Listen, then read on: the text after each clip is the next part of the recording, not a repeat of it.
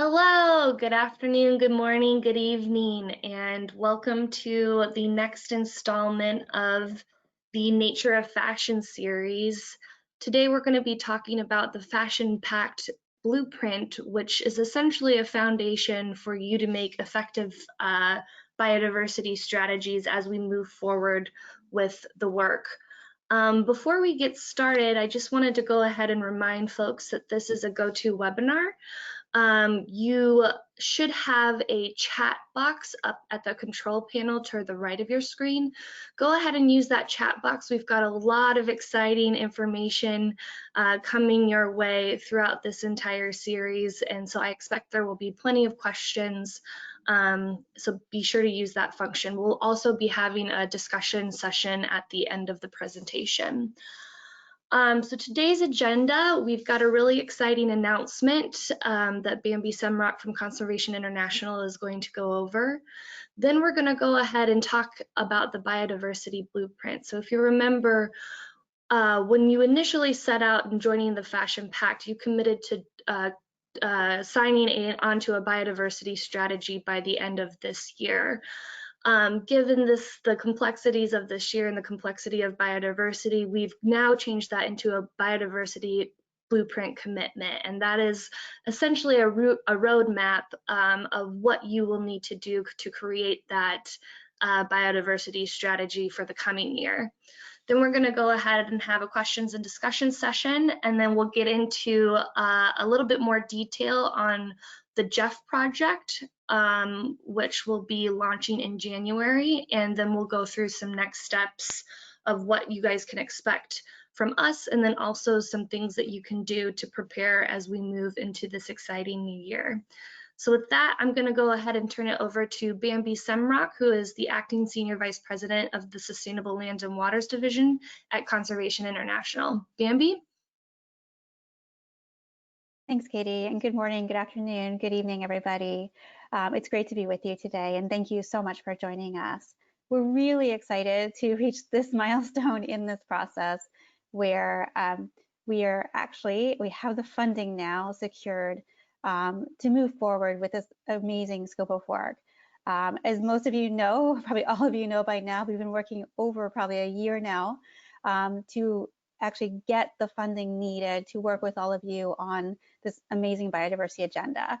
And so on November 2nd, we received the approval letter from the CEO of the Global Environment Facility, Carlos Manuel Rodriguez signed that. And so now we have the resources to actually work with all of you on the biodiversity strategy that Katie mentioned. So the actual title of the project is called Transforming the Fashion Sector to Drive Positive Outcomes for Biodiversity, Climate, and Oceans. You'll notice that we don't only mention biodiversity, we mention climate and oceans, because biodiversity is really underpins those other commitments that the Fashion Pact has made. And so this is somewhat of the glue that pulls all of those commitments together.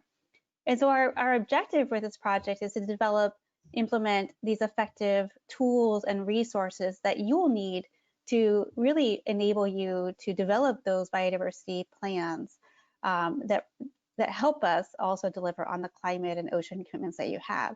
It's a 2-year scope of work. As Katie mentioned, although we signed it in this month, earlier this month, the actual kickoff will start in January as we start to get, the team up to speed, all the partners able to start working with all of you. So really, really excited. I mean, I know the team wants me to go, yay! And that's really how the team feels. And I just really want to congratulate the Fashion Pact, the Conservation International team for their diligence and the patience they've had with all of this. And I want to thank all of you also for your patience as well. I know it's been a long time coming. It's felt like probably a slog, but now we're just really, really excited to get this all moving. Next slide. And so the way that this works is that we have, it's complicated, right? We have an amazing project team that's going to work with all of you. We have the Conservation International team and the Fashion Pact team as the co-executing agencies. And this is a lot of Jeff speak here. And so we're working together to lead this work with all of you. And then we have a number of different delivery partners who will be working on specific components of this work in terms of the biodiversity consultancy, University of Cambridge, IUCN, UN, WCMC, Textile Exchange, TDI, and then of course the JEF and the UNDP. So really, really excited to bring all these partners together to really deliver on this amazing agenda over the next couple of years. And it's not just that this will end at the end of those 2 years. It really sets us on a path to implement these biodiversity plans and strategies on the ground with your supply chains, with the producers of these materials, these raw materials for your supply chains, and really drive the impact that we need to see on the ground to get our planet really on track for the next decade. So really looking forward to working with all of you. I'm going to turn it over to Ava, who's going to explain a little bit more about the biodiversity blueprint as well. Ava? Thank you so much, Bambi, and welcome also from me. And these are amazing news to hear that we finally have the funding.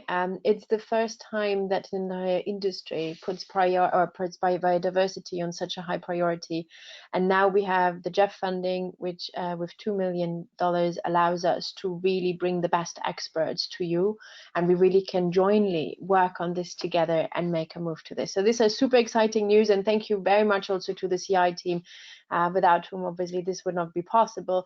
We're pulling together an amazing array of technical experts. So what you really can expect is the best knowledge that's out there on biodiversity, being exposed to this, work with them and really help them, with their help to really move forward together on this complex, but very, very exciting and important topic of biodiversity. Next slide, please. So I just wanted to put that all a little bit into the framework and also say what you really can expect. So as you all know, in the realm of, one common agenda, 3 pillars, climate, biodiversity and oceans, we've committed to 7 targets underneath of them. And one of them in biodiversity is on the fact that we're going to develop a biodiversity blueprint by 2020, which is obviously, around the corner. And so we really appreciate all of the companies' work that you're doing to put that together.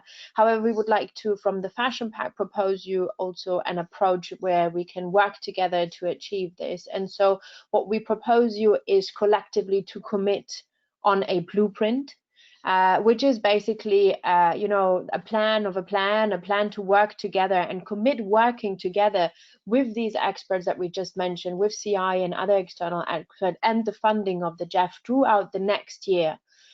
To really, outline timelines, processes, principles, and technicals know-how, and really, absorb all that information so that with this blueprint that we're committing to today, we will be able, in end of next year, then with all the work and the input that you have, to either input or update your existing biodiversity strategies or develop your own individual biodiversity in your own companies in 2021. So really our invitation is one to come along, use this exciting network of experts with these amazing funding that we have on biodiversity. Let us work throughout and commit to work together throughout the next year to really get this done and really get the gist of it, so to speak. And so that then in end of next year, we are at the stage where each of you can implement individual strategies on biodiversity within their company. So without further ado, obviously, we want to give a little bit of a segue of what is in the blueprint and what is in the JEF program. And I hand over to Kristen, who will just guide you very briefly about what you can expect from the blueprint and how all of this links together with the JEF program that's coming up. Kristen, over to you. Hi, everyone. Thank you, Ava. Katie, could you go ahead and go to the next slide, please? Thank you. So we're just going to walk through, you're basically going to be receiving, so after this call and after the questions and answer session, we'll be implementing any of the inputs you have and we'll be sending out this document. It's just 2 pages just to outline, as Ava just mentioned, what we're putting together to kind of have you guys to commit or to sign up to. And so the idea is you're committing to this plan of a plan, let's say. So within this document, just to outline it, you have the approach. And the approach is really, what and where to prioritize, which raw materials and which locations are of highest risk and highest opportunity. what to do, what intervention should we take, what is our share of responsibility. So we have that, and before that we share a little bit of the context, as Ava mentioned before, of why we went from doing a biodiversity strategy and then going into the blueprint. And one thing I just wanted to highlight here, I think sometimes when we use the word strategy, I just want to clarify a bit. So Textile Exchange had a very good definition. So the biodiversity strategy would be a plan of action designed to achieve biodiversity objectives and commitments. The strategy sets the objective scope, timeline, responsibilities, and resources to ensure that change is made, meaning that the strategy can be what works best for your company. So if we go into the timeline, I just wanted to kind of give that caveat before. When we say follow the steps aligned with the science-based targets for nature to develop a corporate biodiversity strategy. So the idea is over the course of the next year, you're going to be receiving all of this input from Conservation International and the support from the GEF. And so the idea is then how do you take that and figure out what's best for internally for your company. And by the end of next year of 2021, having these defined kind of targets and priorities and timelines. And then from there, obviously, it starts the implementation, which is not we have in here 2022 and beyond. So there's not a fixed time of when those things have to be achieved, but the idea is that we're coming together as a collective and agreeing that we're going to start moving forward and moving the needle. And then in terms of process, this is where Helen will go into a bit more detail about this at the technical side, but essentially you looking at supply chain mapping, materiality assessment and prioritization, developing targets, and then a timeline and implementation plan. So going back to the timeline I mentioned before, having that mapped out of when you want to achieve these things and how you're going to do it. And then reporting and transparency. And so the principles are more, and these are included in the document, well, like the way we're going to work together to achieve this. So about using the science-based targets for nature framework, sharing information, there'll be these methodologies and priorities set by the experts.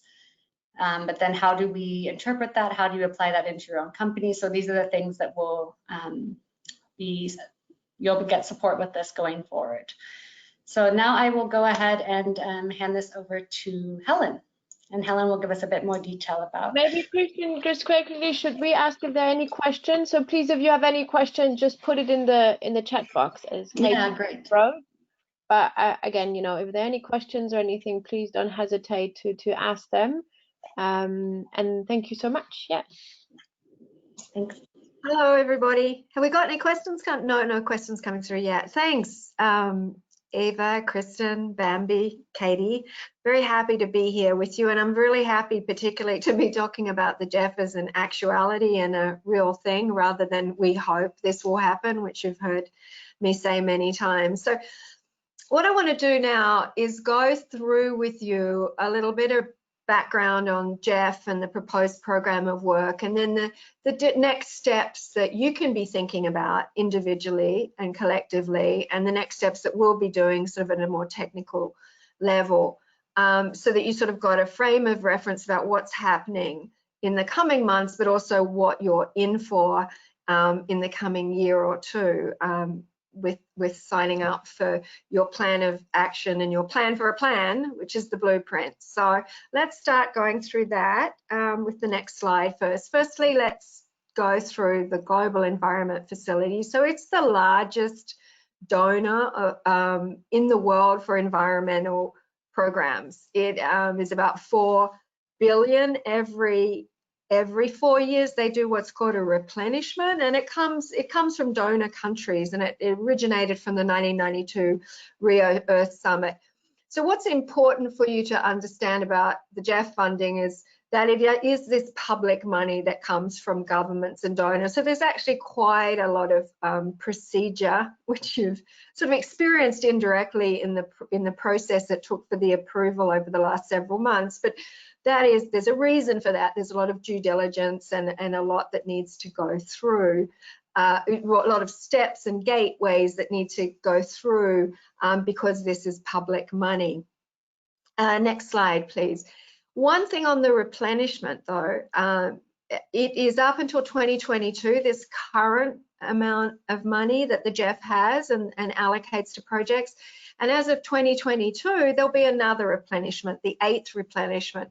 So what the GEF is interested in is to see also how to work more expansively with the fashion sector in that next 4-year phase. So this work that we're doing now is critically important for outcomes early on, but it also lays the foundation for how we as a sector and as a coalition, how the Fashion Pact Association and the fashion sector can collaborate more with GEF funding and with expert groups to do more work and more expansive work in the coming years. So that makes it particularly exciting. So as Bambi mentioned, the GEF works through allocating the money to project agencies. So there's a CI GEF project agency, and then executing agencies. Here there's a mention of countries, because a lot of the GEF money does go through to countries, and a lot goes through to NGOs and through executing agencies and on to those that are actually implementing and developing the projects. So Conservation International is an executing agency. It also is an implementing agency in that it can actually do work as well. And while it says here that most of the money goes to governments and NGOs, there is a growing segment of GEF funding for public-private partnerships and private and moving forward private sector engagement. So we're really on the spearheading in many ways, new ways of doing things, not only in our technical work and collective action and our ambition, but also in how we work with GEF and these public agencies and so on. So next slide, please. You don't need to keep in mind a lot of the nuts and bolts of how GEF operates, but as such a significant donor and funder around the world, and as such sort of a high profile organization, it's sort of important to have it in the back of your mind. I mean, we talk about the GEF program of work, but what it really is an expert group doing the GEF. They're funded by the GEF for certain outcomes. So the GEF is structured in various, it has various thematic approaches and various programs that they focus on. But the one, just for your awareness, there's 6 main focal areas: biodiversity, chemicals, waste, climate change, forest, international waters. And there's obviously interconnections between these. The money that we are getting is actually, funnily enough, not coming directly from biodiversity, but is coming from chemicals and waste and climate change.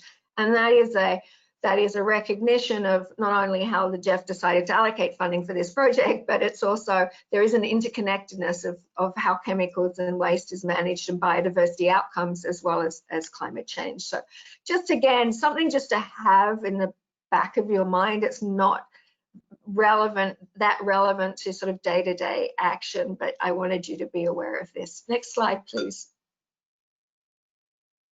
Okay, so let's talk about what this program of work looks like. Now, this slide comes, and you've seen it before, but it comes from the Science-Based Target Network initial guidance, right?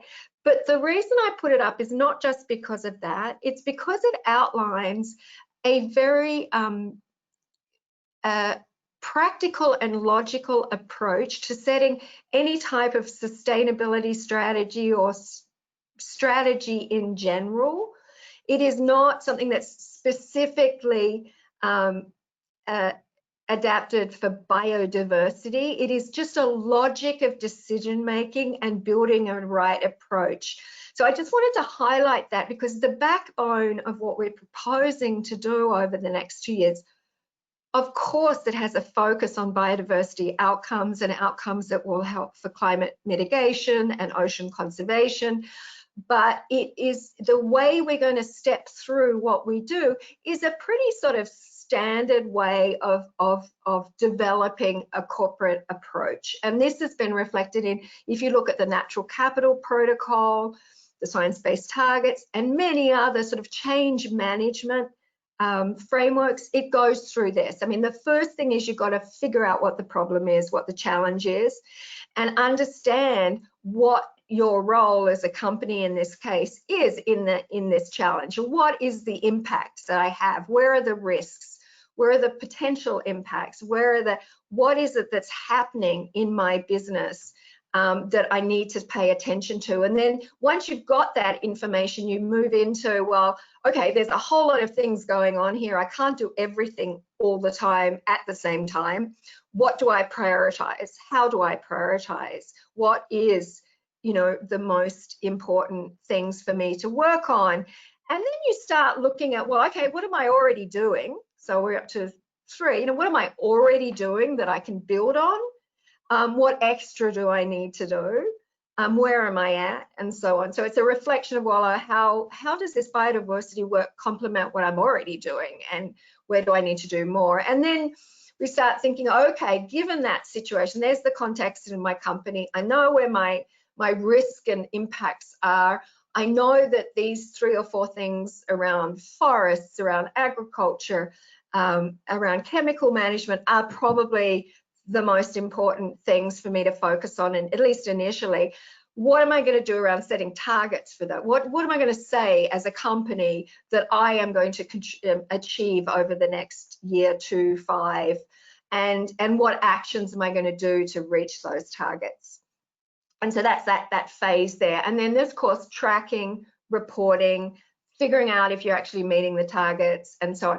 So that step through is just an important framing. So I just wanted you to realize, so there's a logic to, if you go to the next slide, the way the Jeff program of work is structured, or with the expert groups, is reflecting that logic. So it's broken into 4 components, which, while are sort of chronological, component 1 through to 3 anyway, component 4 on coordination and communication almost runs through consistently through the whole program. So we need to rejigger this diagram a little bit to reflect that a bit better. But the point is, we're stepping through a process, right? We're stepping through the first component. 1 will be this mapping of supply chains, understanding, and mapping in the broad sense, understanding risk and impact on biodiversity of different actions along the supply chain. And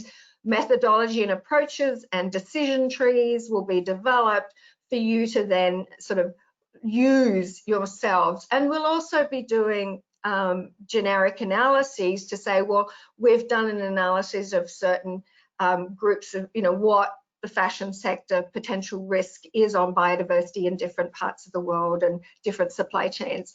And then, of course, the second component, as we shift from getting that knowledge, and of course, companies that already have that knowledge might want to jump forward anyway. So this is, again, it's not necessary that everyone has to follow these steps. If some companies have already moved forward, they can come in a little later. But the idea is we're going to set it up so that companies can walk through on all this. The next one is the prioritization. So this, and setting the targets. So in that framework, what is it we need to prioritize? Now, prioritizing biodiversity impact and risk is not an insignificant piece of work. And this is all very new. This level of understanding corporate impacts on biodiversity, risk of impacts, and at a supply chain level, at a whole company level, and at a sector level is very new. It's been done in pieces with different companies and at different sites over the last 20 odd years, but we're at this incredible moment in time where we're having just great data, methodological approaches, analytical power that we haven't had before, that we can now use that to help prioritize and help set targets. And so while there's a complexity behind it, we're going to try and do a lot of that analytical power and then present to you some more simple ways forward on how you prioritize what you prioritize in terms of biodiversity action, biodiversity impact, and then your action and setting your targets. And you'll be helped through and trained and supported as you set your targets based on the science-based target for nature methodology. And then there's sort of this moving into action. So you've set your targets, you've designed your action plan. And while not all your action will be around sourcing, a lot of it will be around tier 4, or that interface between business and biodiversity at the raw material production, extraction, forestry, agriculture, mining, and so on. So there will be some work on sourcing. Now, in the GEF, and I've said this before and I'll keep saying it, that the reason that we chose these 3 illustrative programs for you to engage with as appropriate in terms of sustainable sourcing was because we needed to show to the GEF that we could actually deliver outcomes during the 2 years, that it wasn't just theoretical, creating plans, creating strategies, giving commitments, that it actually there would be collective action on the ground. These 3 projects were also chosen because they reflect the GEF priorities geographically and thematically, and they're already relevant. They're relevant to the textile apparel sector, and they're already up and running. And what they need is further engagement by companies to help get them to scale. So all of those, for all of those reasons, those filters, if you like, gave us a way of identifying which projects. Now, to focus on with the GEF funding. Now, only a small amount of the GEF funding is going to these projects, and it's really to help you engage in them, whichever one of you companies are interested in whichever one of those. It's not obligatory, it's not compulsory if it doesn't fit with your strategy and your priorities, right? And there'll be opportunities for us to discuss other types of collective action approaches on sourcing. And then finally, there's a component on, well, finally, but not least of all, very important, on coordination and communication, all of that the Fashion Pact Association will be leading, and will be making sure that there is a flow of information in the right manner between the technical experts and the companies, you, between each of you, so that you together can sort of support each other as you move forward, and also to sort of identify where extra input is needed and so on. So that's the components of the structure of the project. Can we move to the next slide, please? So this is sort of putting it in a slightly different way. It's still saying the same information, and I've kept out component 3 for the moment. We've kept that out because we're going to discuss the whole sustainable sourcing approaches separately, and it is going to come a little later in our program of work. The first 2 components are going to be the important, and there's quite a lot of weight and importance in terms of the way the budget's allocated, the way the time's allocated for the technical experts in component 1 and component 2. So you will see that there's a couple of streams of action going on. There will be work that the technical experts will be doing themselves, like there'll be work that they'll be doing to sort of create methodologies, create approaches that will be a little bit, you won't necessarily see all the nuts and bolts of that. You can if you want, but you won't necessarily see all that work that's going on. What you will see is the reflection of the results of that technical work. Well, they'll be reflected to you for input and for you to test. Here's an approach, here's a methodology, here's what you can use, here's what we advise you to do, and so on. And then you will go off and do that. And there'll be support through the Fashion Pact Association for you to go and use those methodologies, those approaches.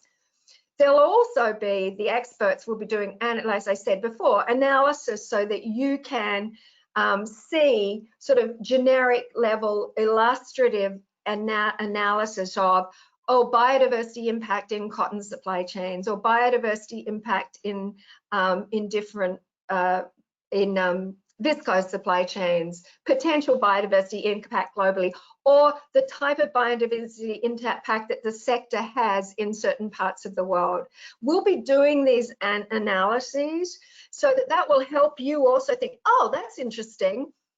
This, like we talked about in the webinars, oh, that's interesting. So cotton overall has this impact, and those countries are important because of higher biodiversity risk. Oh, my cotton might come from there. I better look at that. So it's sort of to help you, but you will still need to do a certain amount of the work. So keep in mind these sort of streams of work that will be happening, and there'll be the technical work, then the technical people will be talking to you, then you'll be all figuring out what you do, and you'll be talking to each other to figure out how can you share lessons learned, and then you'll be also doing just work internally for you. So there's this sort of different layers of things happening.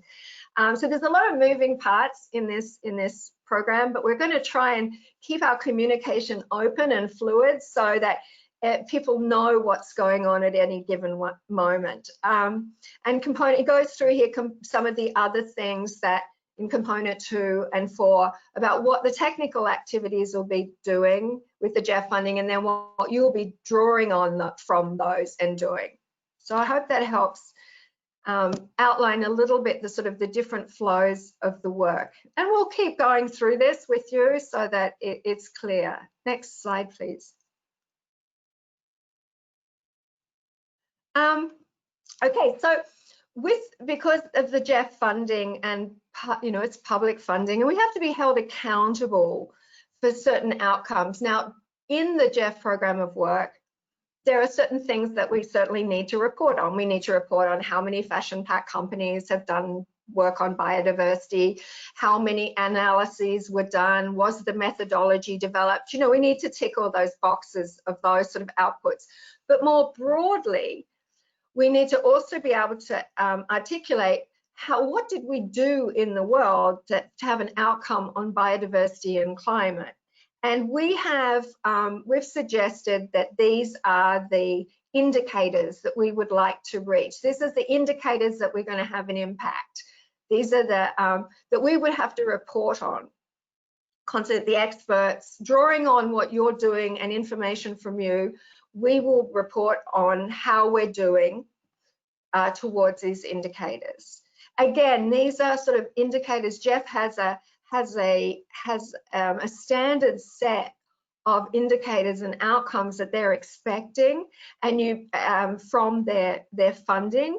So depending on the program, you pick and choose which ones are the relevant to you and what you're in. So things like hectares of land under improved agricultural practices, or the amount of chemical mercury in particular that has been reduced or eliminated, they're quite standard GEF indicators. So we've picked a few that is relevant to this project.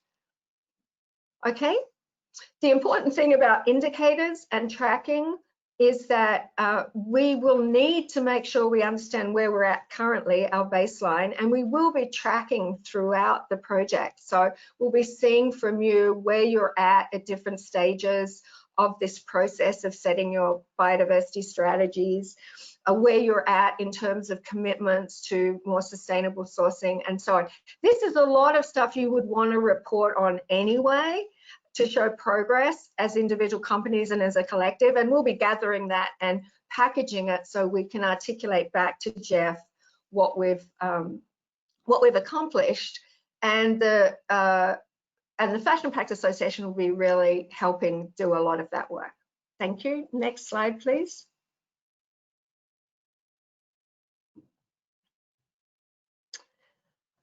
Okay, so I don't know if we stop for a sec to see if there's any questions about the sort of structure and of the GEF program. I know you've heard it before, but now it's real. It's actually going to get started.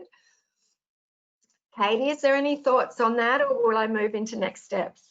Yeah, we have a question from Rosie. She says, will there be specific guidance or support for companies working on responsible sourcing who are less directly connected to the supply chain? For example, multi-branded retailers, department stores with minimal to no private label brands, and who rely on working with third-party brand partners to drive change. That's a really good question. Thank you for that. Yes, I mean, directly and indirectly, we might speak. Well, let's talk about that more as we go forward. A lot of the recommendations that will come out of our analysis and our on biodiversity risk and impact across the sector, out of that will come recommendations on particular actions and approaches that need to be considered, that then can be translated into how you into standards or best practices that you roll out collaboratively with your suppliers or your clients or whatever. So yes, there should be a cascade from the technical analysis through to recommendations that then we have to talk about how you want to package those, and that might be something that you get together as a subgroup of companies within the Fashion Pact Association to say, okay, we all need, you know, a two-pager recommendation for our suppliers and sub-suppliers on X, Y, and Z. And so that's where we'll have to package that information for you. So that's really, so let's keep that in mind as we move forward. But yes, fundamentally, the information will be available for what information and recommendations for what actions need to be taken across supply chains, whether they're you doing them or whether they're your suppliers and clients doing them.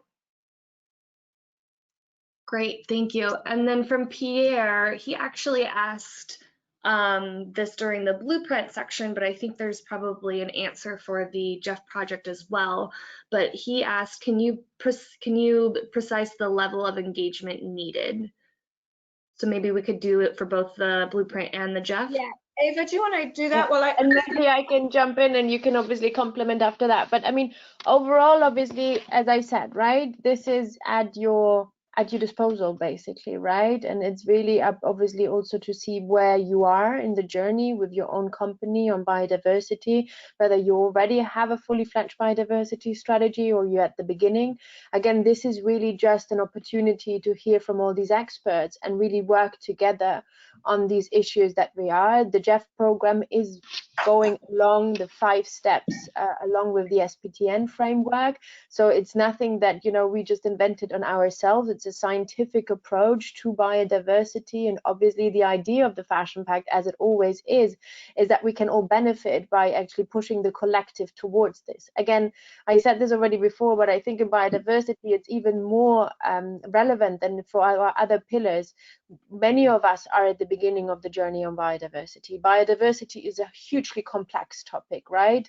More complex than many others of this, right? So by tackling those together, getting the greatest experts in the room, we really have a chance to make a move together. And as you all know, we all signed up and you know, committed to our global commitment to develop and implement strategies and science-based targets for nature on biodiversity. And this really is just at your fingertips to really help you to implement and go forward with that. Again, you know, the level of engagement really depends on you, where you are on the journey in biodiversity, where your company is.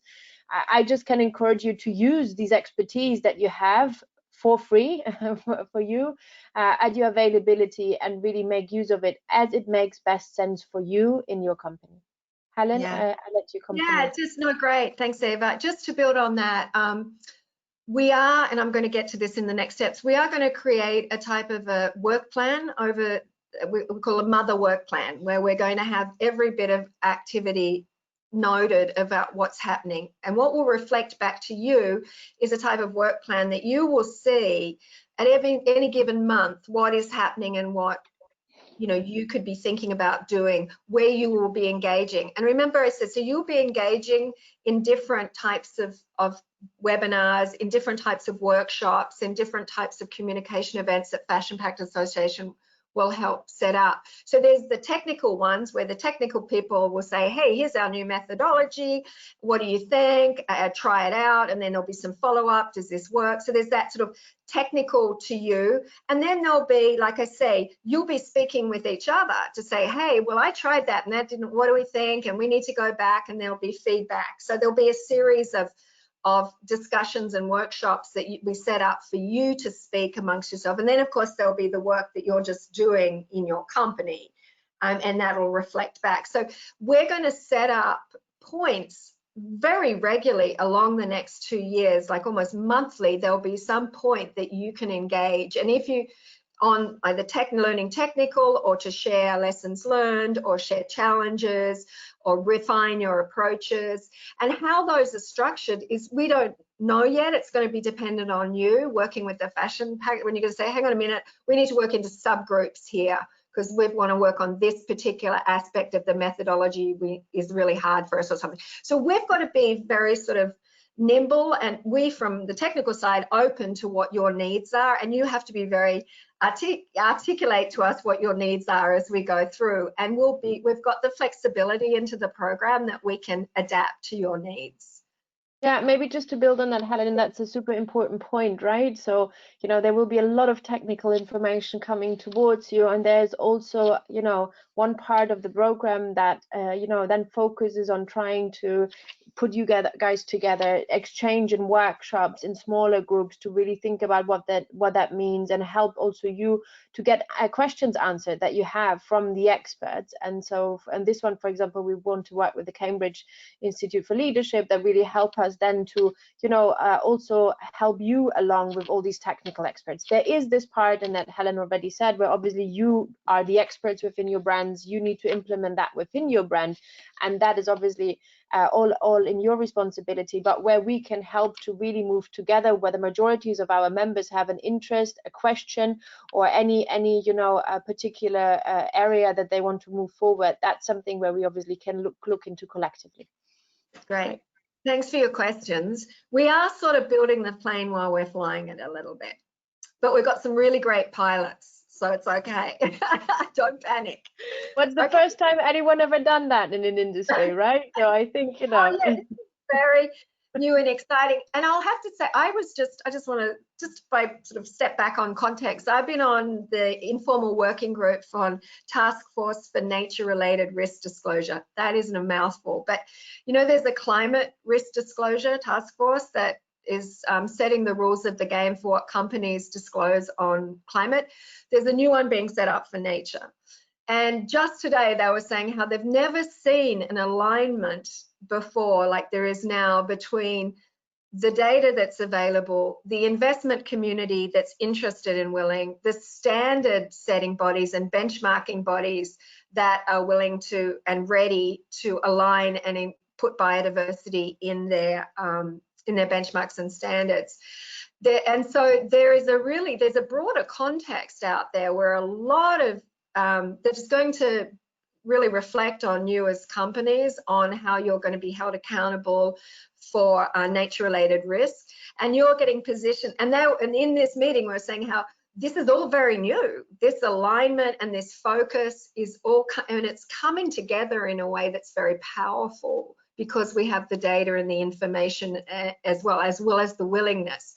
So we're all sort of moving. The good thing is we're moving all ahead in the right direction, but we're still figuring out, you know, putting a sort of step there and a step there to figure out what exactly it is that we're going to do. But we are going to figure it out.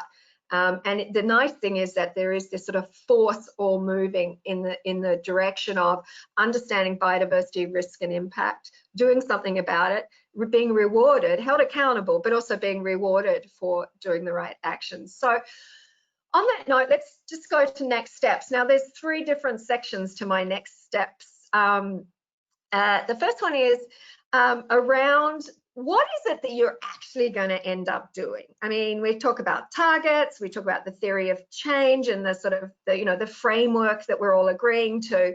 So a couple of things I wanted to point out. Firstly, in the Science-Based Targets initial guidance document, which I know is long and can be quite heavy going at times, but there are some really, really nice clear articulations of different aspects of the science-based targets. And we will go through this all with you in more detail, but I did want to highlight this table that does talk about the types of activities, actions and targets, keeping in mind we still haven't framed what a target would look like yet, but it's obviously going to relate to the actions you take, and then you're going to articulate how much of that action are you going to do and over what time frame, and then it becomes a target. But that notwithstanding, for the moment, they talk about avoid, reduce, restore, and regenerate and transform. So there is that framing of how you structure your biodiversity ambition, your strategy, and in the actions that you're going to take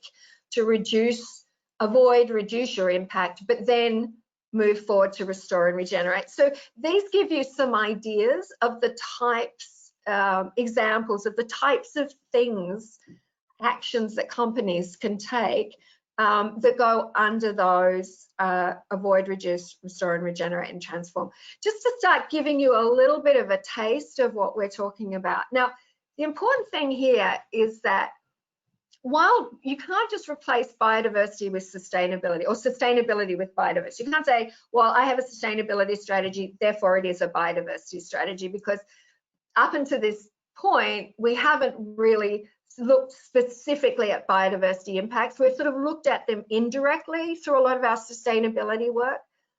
But what that means is that we can, while we have to look at some different aspects of what we do in the way we do our sustainability work, it's not completely different. It's building on that foundation of the work you've done before. So the work you've done on chemical management and, you know, zero discharge of hazardous chemicals, the work you've done on water efficiency, the work you've done on sustainable sourcing, all will help towards your biodiversity ambition. It just might be, I would say it's like you have your sustainability strategy and then you take a step to the left and you look at it from a slightly different perspective with biodiversity in mind, and you're going to have to tweak a few things. And you might have to prioritize things slightly differently, and you might have to add a little bit on best practices and standards. So just by way of sort of calming you a little bit, that it's not going to be completely different to what you've probably started thinking, you've engaged with already, or you're about to engage with. Next slide, please. But it will require a focus on specific biodiversity impacts drivers.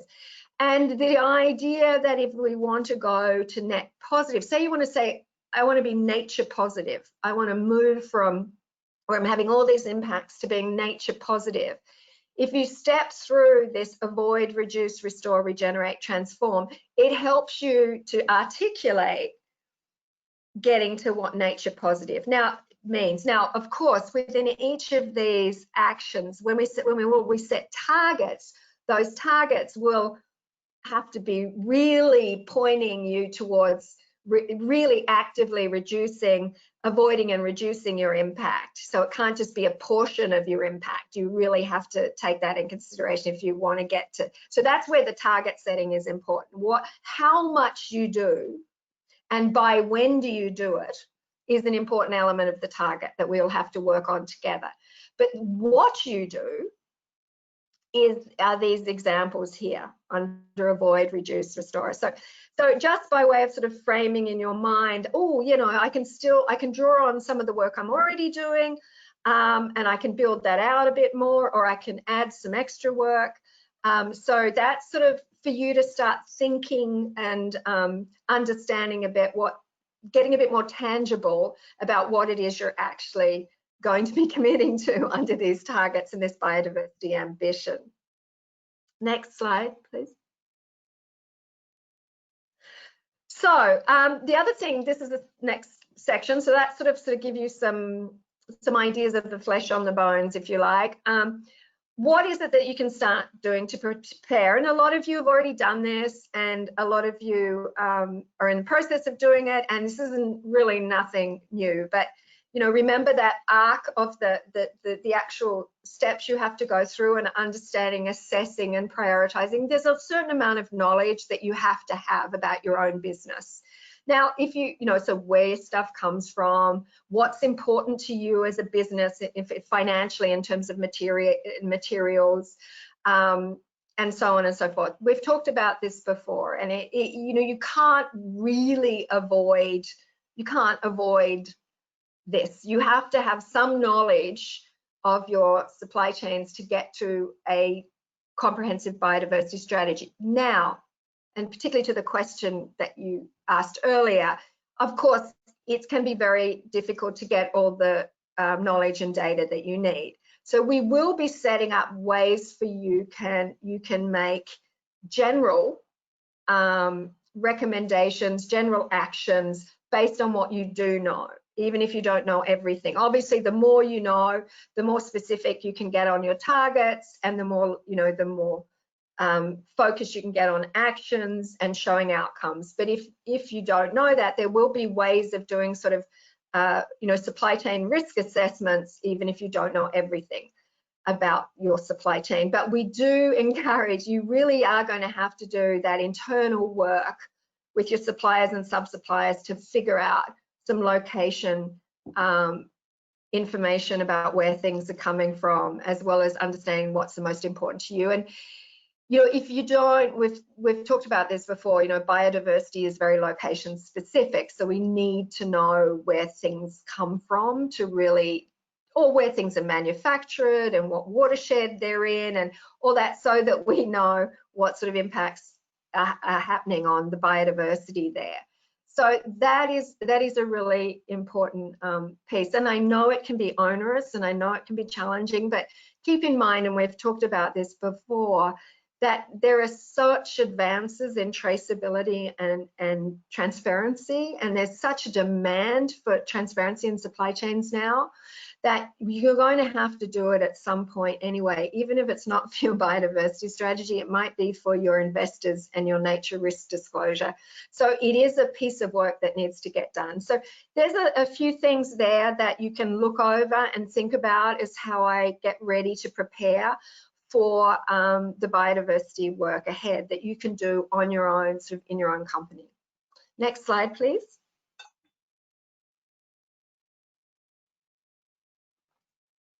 So what we're doing, while you're all doing that, we've got a lot of work in the next couple of months figuring out the subcontracts, the contracts. You saw all those people that are engaged in the project, all those institutions. We're putting all the contracts in place, developing the very detailed, that mother work plan, who's doing what, when, who's reporting on it, so that we're going to do that for all the technical partners, so we can reflect that back to you in a simplified version, so you know what's going on and when. We're staffing up. We're recruiting at CI now. We're recruiting a full-time project director. We're having meetings internally with the different components and the leads in the different components to make sure we're all on track. To actually formally launch the Jeff program of work, we'll do an inception workshop, which will be mostly for the technical. It'll be for the technical and delivery partners to make sure we're all on the same track and everyone knows what they're doing and what they're going to be accountable for. But what we're going to do after that, in February, sorry, is we're going to reflect that back to you. And we're going to do a sort of launch with you and present to you some more details about what's happening, and really launch the program of work officially with you. And so you'll get a lot more information about where you need to be and what you need to do month by month in the coming 24 months, starting in February. To prepare for that, one thing that we need to get from you is some baseline information about where you're at on biodiversity. And you've done this before with climate and with the BCG and so on through the Fashion Pact on asking certain questions. So we're going to be reaching out, and Kristen and the Fashion Pact Association is going to be doing this, reaching out to you with a benchmarking survey in mid-December, for that to reflect back on our data to us in January, so we can craft our interventions with you appropriately, and we can actually start on some of the technical analysis with some of the data that you send to us. So that's what we'll be doing, with one more piece for what you'll be doing. And I think that is it. Is that right, Katie? Yes, yay, questions. Any other questions? Anything I missed, team? That I missed saying that needs to be reiterated or said more clearly? Please jump in. Or questions, of course. Sure, Helen. We've got a few questions here for both you and Eva. The first one is from Fulvio. They say, hello, Helen. I see a lot of focus on sourcing of raw material, less on the processing and manufacturing activities. As for certain brands, a good portion of manufacturing happens in Europe and Italy. Will these be included in the biodiversity scope? Hey, thanks. Short answer is yes. So the thing about biodiversity impact and risk is you will have it all over your supply chain. By definition, by the fact that we're in this world where we've lost 70% of the populations of species, and so there is going to be biodiversity impact across the way you use water, the way you the pollution of water, energy use, and so on. Remembering those 5 drivers of biodiversity loss, which is land use change, or sea change, but in our place, mostly land use change, invasive species, pollution, climate change, and exploitation of species. So they're the big 5 drivers, right? So in each part of our supply chain, those drivers are more or less important, you know. So in manufacturing, it's going to be about pollution, water use and water pollution, and energy, you know, you're capturing your energy use under your climate work. So we will look at that. But remember when I said on priorities, we are going to have to prioritize, help you prioritize where in your supply chain do you need to focus the most? What are the issues that are most important for you in your supply chain? And we'll try and help guide you on that. And in some companies, it might be manufacturing. It might be the chemical use, chemical pollution associated with manufacturing. However, when you look at the impacts on biodiversity, species in ecosystems more broadly, the biggest driver by far is land use change and climate change. But let's just look at land use change. So most of it's going to be agriculture, mining, and forestry. That is really where the biggest biodiversity losses are happening. So we are going to, so that's why we often talk about that part of the supply chain, because in reality, that's where the biggest risk and impact could be. Doesn't mean it isn't in other parts. And we do need to unpack that a bit with you and understand, you know, what's relevant for you as a company and the way you operate, and what's a priority for you vis-a-vis other companies. So yeah, sorry, it was a long answer, but I hope I addressed it somewhat. Oh, thank you, Helen. And then this next question is probably for Ava or Kristen. When can we expect to receive the 2-pager blueprint? Yes, hi, with pleasure. So we will send out the 2-pager just after this meeting, basically. So the idea really is, Kristen just walked you through it so that you have an idea, and then you will also get it right after the meeting to read it for yourself. Great, thank you. This next question is from Frederico. Is it possible to create cluster of members according to our supply chain and biodiversity strategy development? In this way, it will be a bit easier to know who to contact in order to get help and exchange ideas among groups that face similar challenges. Great question. Helen, maybe you want to take that one. Oh yeah, like that's a great, thank you, because that's sort of what we need to hear from you is how do you want to self-organize? And part of the reason that we want to send out the benchmark is to understand where you're all at in terms of your biodiversity strategy. We don't want to necessarily then impose some subgrouping on you, but it will help us understand how to work with you more. But if you also, and this is why these meetings that you're going to have, Cambridge and Fashion Pact Association, and is going to help you meet together, you can also self-organize in those to say, you know what makes sense is if this group works on this and this group does that. So yeah, that's great point, and let's work on that. Let's get some information from you all so we can sort of understand who we're talking to across, you know, what stage you're at, what's important for you.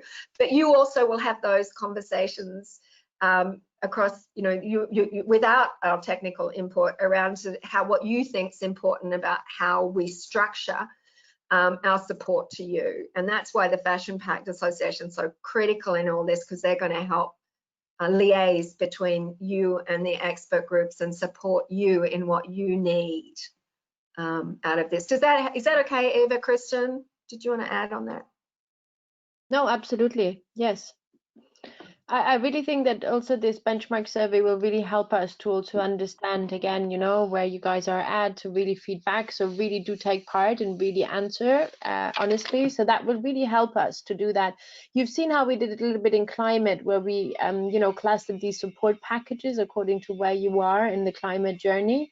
Again, let's see what is the most appropriate way to go forward in biodiversity. But the idea really is obviously to, find the best packages for the majority of the members. So we're not going to able to do individual consultancy obviously in that, and that's also not what we're here for. But the idea is obviously to find the big clusters where you guys really need help, so that we really can put the energy and our time behind those helping you move forward. And just a note on the benchmark that we're going to send out, it's going to be based on the new Textile Exchange Biodiversity benchmark, which they have, some of you have already been involved in their preferred fibre benchmarking exercise they've done for several years. They have done a tremendous, with a lot of expert input, including Conservation International and many others, they've created a biodiversity benchmark module. And what we're going to do is adapt that a bit for you as a group to engage in, whether you're a Textile Exchange member or not, for you to engage in that, to give feedback also on it and say, well, this worked for me, or there's things that didn't work, so that we can refine that benchmark more broadly. But it will also be a way for us to get information. And then that will be a tool that you'll be able to use in the coming years, not only to benchmark where you are in the fashion with the Fashion Pact companies, but also where you are against the sector itself, the sector more broadly, as that rolls out. So so once you start getting used to that Textile Exchange Biodiversity benchmark that we're going to send out to you, that'll be very helpful, hopefully, for you in the future to sort of get a familiarity with that and use that in the coming years. We might add a couple of extra questions if it doesn't cover everything that the technical groups need to understand, but that will be going out to you, I think. What did we decide, Kristen? Mid-December, and you'll have about a month to reflect back on that. Yeah, mid-December. Great, thank you. One more question. This is from Kirsty. Given the raw materials focus, is Fashion Pact planning to bring in raw materials industries players as stakeholders to this important work? Ava, did you want to answer that, or I'm happy just to make a comment? Yeah, please go ahead. Okay, so I mean, I think, like, you've all been working in sustainability, I assume, or most of you have, and you realize that a big part of what we need to do is to work collaboratively with our supply chains and our producers. And it's not necessarily easy, but we need to build a relationship with our suppliers and sub-suppliers so that we can make the changes happen. So on the 3 projects that we're talking about, the cashmere and the gold and the leather, yes, there'll be a way of hearing from the primary producers and learning about that.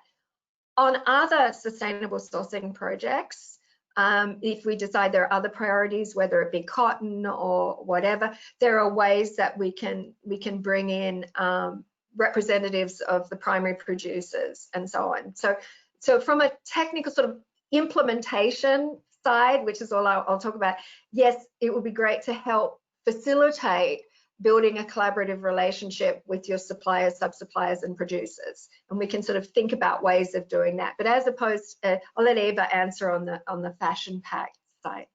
Yes, absolutely. And also, I just wanted to remind everyone that obviously raw materials are one that touches, different aspects of our pillars. And obviously we do have in our climate pillar also initiatives that, increase the raw materials on that side. And we work with Leila Petri on these ideas and on an action on that. So, I mean, they're going to be obviously a little bit everywhere and on the biodiversity side as well. So I think, that's what Bambi said at the very beginning, right? Is everything is kind of intersecting, right? So obviously somehow biodiversity, climate and oceans are linked in its way, right? So we will do a little bit of work on the biodiversity pillar. We will look into this obviously in the climate pillar as well. and hopefully, you know, that will help all of us to improve our actions. But I do think it's a good question to think about, how is it best to engage with supply chains? And is it something that the Fashion Pact does as a group, or is it something that we bring others in to help on that? You know, example like Textile Exchange or others that are already working across. But yeah, you know, in Savory Institute, there are plenty that are working with the producers themselves that it might make sense to bring in to our discussions. And we can talk about that as we go through. And when we get to that sort of tangible, what are we doing on the ground? And what are we doing collectively? Like, is there a geography that we're going to work in together? Well, you know, or several?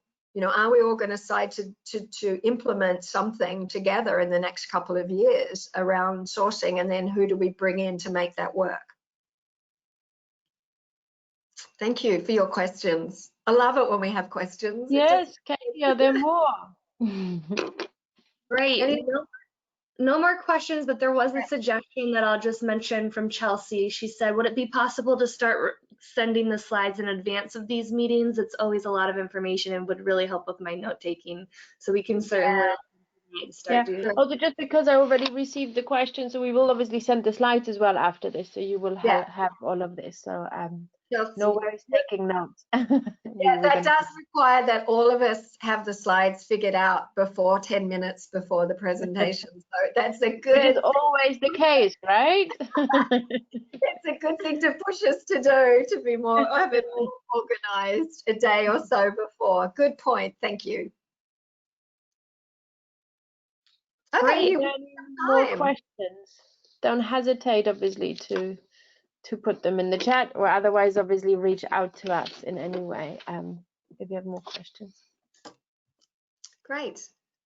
Great. No more questions. Thank you so much, everyone, to our panelists. As